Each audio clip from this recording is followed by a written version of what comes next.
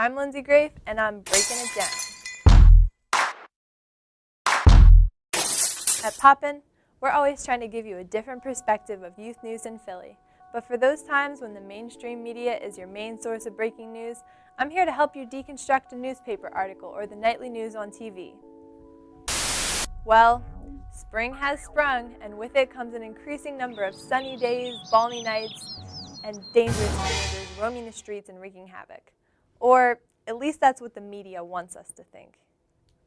Who can forget the scathing, terrifying news coverage of the teen flash mob epidemic that occurred just over a year ago? In case you happened to miss the great flash mob farce of 2009 and 2010, here's a taste of the media coverage. There was a lot of kids in there, a lot of chaos. A couple of kids were shoving and pushing, and then people started throwing shoes at each other, and somebody threw a sign over someone's head, it looked like, and just there was a lot of commotion. We are talking about serious crime being committed and people being injured. And if anybody thinks that that's a joke, then they've got another thing coming. Media coverage of these events was thorough, to say the least. There were close to 140 stories just in the 3 main Philly newspapers and extensive TV and online coverage of a grand total of 4 flash mobs. Bad news, folks. Flash mobs are back in 2011. Maybe. The warm weather has Philadelphia police out in full force tonight in Center City. They are cracking down on rowdy teenagers looking to cause mayhem. Yikes. Philadelphia teens must be really unpredictable and scary, right? Well, let's break it down by talking about stereotypes. Modern news outlets notoriously sensationalize hot topics and come down hard on one social group or another.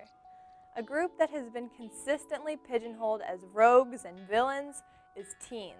A group of female students apparently made a pact to get pregnant together. Is the Attorney General right? Are we seeing a, quote, plague of teen violence? The videos are littered across YouTube of teens glamorizing risky stunts. It's called the choking game, or 5 minutes in heaven. It's a dangerous teen trend where adolescents literally choke each other to get a brief high. Another perceived menace to society is technology. But perhaps the most frightening yet, what happens when you combine the two? They call it sexting, Cyberbullying. Children growing up in a world of social media. Teens and technology have a few things in common in the eyes of the law enforcement and the media. They're unpredictable, and adults don't understand them, therefore making them dangerous. Now they're using these technologies, Facebook, MySpace, texting, and 1,000 kids are showing up. Presenting flash mobs, one of the most dangerous threats ever to hit Philadelphia. That's right. Troublemaking teens are organizing via text messaging and social media and invading the city's most sacred spaces, their tourist districts. Now, there's no doubt that some of these teen gatherings have gotten out of hand, as will happen with young people who sometimes exercise poor judgment. But what has really spiraled out of control is the media's apparent obsession with demonizing young people and the extreme enforcement action that has ensued. In mid-March of this year, police completely shut down a city park because the weather was warm and there were rumors of a flash mob.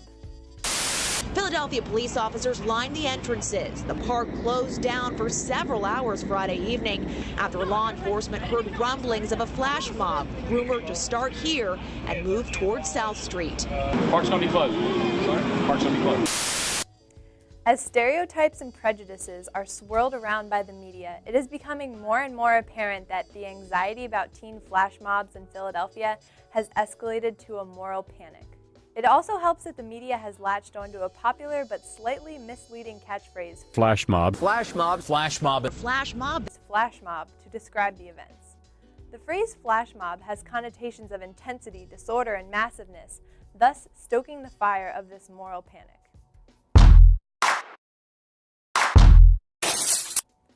Instead of whipping ourselves into a frenzy and cowering at the thought of unruly urban teenagers taking over the streets, let's take a closer look at why young people might be roaming around with nothing to do this summer. I keep looking and looking and looking, and then they not hiring. The statistics illuminate the problem. The unemployment rate for teens between 16 and 19 years old is almost triple the overall rate. In other words, teens have been hit hard. Identified by city teenagers as one of the best paths to success, youth summer employment this year is set to continue on its downward trend.